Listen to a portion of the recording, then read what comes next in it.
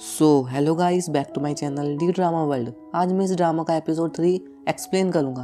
Episode 3 की starting उस blast scene से पहले होती है, जब उस पिज्जा डिलीवरी बॉय ने सायोन के ऑफिस के बाहर वो पिज्जा का बॉक्स रख दिया था। पर असल में वो कोई पिज्जा डिलीवरी मैन नहीं था, वो किडनैपर था और उस पिज्जा बॉक्स में बॉम्ब था जिसको सायोन के ऑफिस एम्प्लॉय ने खोल दिया था, जिसके चलते वहाँ पे एक बड़ा धमाका हुआ था। उस ब्लास्ट में सायोन के साथ साथ काफी लोग इंजर्ड हो गए थे। सायोन की आंखें हॉस्पिटल में खुलती है। होश में आने के बाद तो सायोन को उस किडनैपर पर बहुत ज्यादा गुस्सा आ रहा था, तो वो सीधा घर चला जाता है। घर पर आने के बाद हिजू सायोन की इंजरी के बारे में पूछती है, पर सायोन यहाँ कोई जवाब नहीं देता और हिजू को उठाकर रूम में ले जाता है, जहाँ वो हिजू की ड्रेस हटाकर वो तिल देखने की कोशिश करता है। पर हिजू अनकंफर्टेबल हो रही थी, तो सायोन हिजू से माफी मांगकर वहाँ से चला जाता है और साथ में वो हिजू का फोन अपने साथ ले जाता है, ताकि वो पता लगा सके कि कहीं हिजू का फोन उस किडनैपर ने हैक तो नहीं कर लिया है। सायोन जब हिजू का फोन देख रहा था तो वो सांगू और हिजू के चैट्स को पढ़ने लगता है। तभी हिजू के फोन पर सांगू का मैसेज आता है, जो हिजू को लंच के लिए इनवाइट करता है। और तभी यूरी का भी मैसेज सायोन को आता है, जो सायोन को लंच के लिए इनवाइट कर रही थी। तो सायोन को आइडिया आता है और वो यूरी को उसी रेस्टोरेंट में आने के लिए कहता है जिसमें सांगू और हिजू आए हुए थे। अब सायोन और सांगू तो एक दूसरे के सामने थे, जहाँ सायोन तो सांगू से अजीब अजीब क्वेश्चंस करने लगता है, जैसे कि वो क्या करता है, उसकी शादी हुई है या नहीं हुई, ब्ला ब्ला। हिजू तो डर रही थी कहीं कोई बड़ा कांड ना हो जाए यहाँ पर, तो वो बहाना बनाकर वॉशरूम चली जाती है। तभी सायोन को तेजी की कॉल आती है, जो बताता है ऑफिस के बाहर एक और ब्लास्ट हुआ है और जिसने ये ब्लास्ट किया था उस आदमी को भी पकड़ लिया गया है। पर सायोन कहता है ये वो नहीं हो सकता जिसकी मुझे तलाश है, वो इतनी आसानी से अपने आप को रिवील नहीं करेगा। फोन कट करने के बाद सायोन के पास हिजू आती है, जो सायोन से सांगू पर शक करने का रीजन पूछती है और सायोन से कहती है वो मेरा कॉलेज फ्रेंड है, मैं उसे अच्छे से जानती हूँ। तो सायोन यहाँ इरिटेट हो जाता है और हिजू से कहता है तुम उसे तो अच्छे से जानती हो, पर क्या तुम मेरे बारे में उतना भी जानती हो? मैं तुम्हें अच्छे से जानता हूँ, लेकिन हमें इतने साल साथ रहने के बाद भी तुम मुझे जान नहीं पाई। और सायोन वहाँ से चला जाता है।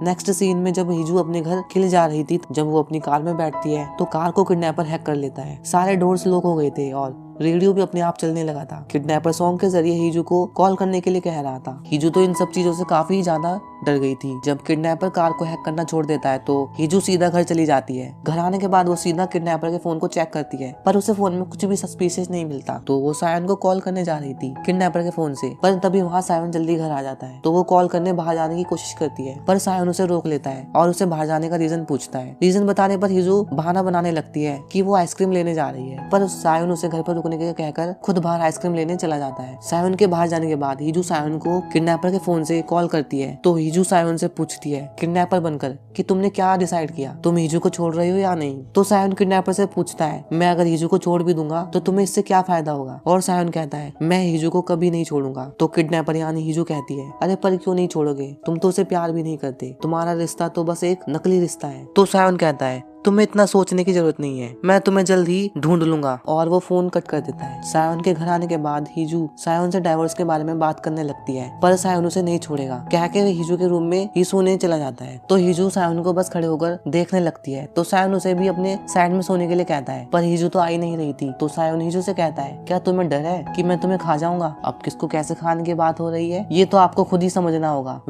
सायोन कहता है ओ कम ऑन, मुझे ये सब करना होता तो मैं बहुत पहले कर चुका होता। हाँ, पर अगर तुम मुझे खाना चाहती हो तो खा सकती हो। हिजू तो यहाँ सायोन को नाक चिढ़ाने लगती है और सायोन के साइड में आकर लेट जाती है। सायोन हिजू से बड़े प्यार से कहता है उस दिन जो भी तुम्हारे साथ उस किडनैपर ने किया उसे तुम एक बुरा सपना समझकर भूल जाओ, मैं तुम्हारे पास हूँ ना, मैं तुम्हें प्रोटेक्ट करूंगा। हिजू के सोने के बाद सायोन रूम से चला जाता है। यहीं पर हमें एक पास्ट का सीन दिखाया जाता है, जहाँ हमें पता चलता है हिजू और हिजू की हाफ सिस्टर और साथ में ही हिजू के हाफ ब्रदर का एक्सीडेंट हुआ था। जी हाँ, हिजू की हाफ सिस्टर के साथ उसका एक हाफ ब्रदर भी था। उस एक्सीडेंट में हिजू की हाफ सिस्टर डीप हो जाती है और उसके हाफ ब्रदर की डेथ हो जाती है, पर हिजू उस एक्सीडेंट को सरवाइव कर लेती है और उसे कुछ भी नहीं होता। पर हिजू की मदर उस पर गुस्सा हो रही थी और हिजू से कहती है तुम उस एक्सीडेंट में क्यों नहीं मरी, क्योंकि हिजू की मॉम को डर था कि अगर चेयरमैन को पता चला हिजू को कुछ भी नहीं हुआ है तो हिजू के स्टेप डैड उन्हें अपनी प्रॉपर्टी से निकाल देंगे। अब हिजू की मॉम तो यहाँ इतनी ज्यादा ग्रेडी हो गई थी कि वो हिजू को हमेशा के लिए चुप रहने के लिए कहती है, यानी उसे गुंगा होने का नाटक करने के लिए कहती है और इसी वजह से हिजू सबके सामने ऐसे रहती है जैसे वो बोल नहीं सकती।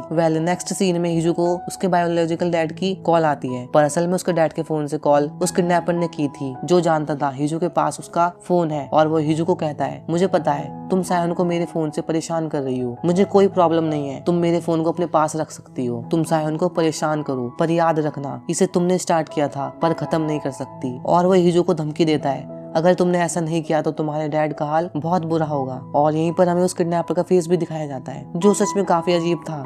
हीजू जब अपने रियल डैड के पास आती है तो हीजू अपने डैड को देख के बहुत ज्यादा परेशान हो जाती है। हीजू इन सब का रीजन अपने आप को मान रही थी, वो अपने आप को बस बुरा भला कह रही थी कि उसकी वजह से उसके डैड इन सब मुसीबतों में फंस गए। जब हीजू पुलिस कार से पुलिस के साथ जा रही थी तभी पुलिस कार का रेडियो अजीब तरीके से वर्क करने लगता है। हीजू समझ जाती है कि इसे उस किडनैपर ने हैक कर लिया है। अब तो वो उन सब बातों को सोचकर अनकंफर्टेबल हो रही थी जो अब तक उसके साथ बीत चुका है, जो उसकी मॉम ने उसके साथ किया है और उसे जबरदस्ती सायोन के साथ रहना पड़ रहा है और अब उसकी वजह से उसके डैड भी मुसीबत में फंस गए हैं। तो वो कार से उतरकर रोड साइड में बैठ जाती है और वो रोने लगती है। तभी वहाँ सायोन एक धमाकेदार एंट्री लेता है और हीजू के पास आता है। तो वो पुलिस वाला सायोन से पूछने लगता है क्या आप इनको जानते हो? तो यहाँ सायोन फर्स्ट टाइम किसी के सामने रिवील करता है कि जी हाँ, हीजू उसकी वाइफ है, जिससे हीजू तो शॉक रह जाती है और बस सायोन को ही देखने लगती है। और यहीं पर एपिसोड 3 की एंडिंग हो जाती है। आई होप कि इस पर कॉपीराइट ना है। मैं मिलता हूँ एपिसोड 4 के साथ आपको। जब तक आप वीडियो को लाइक एंड सब्सक्राइब कीजिए। पीस।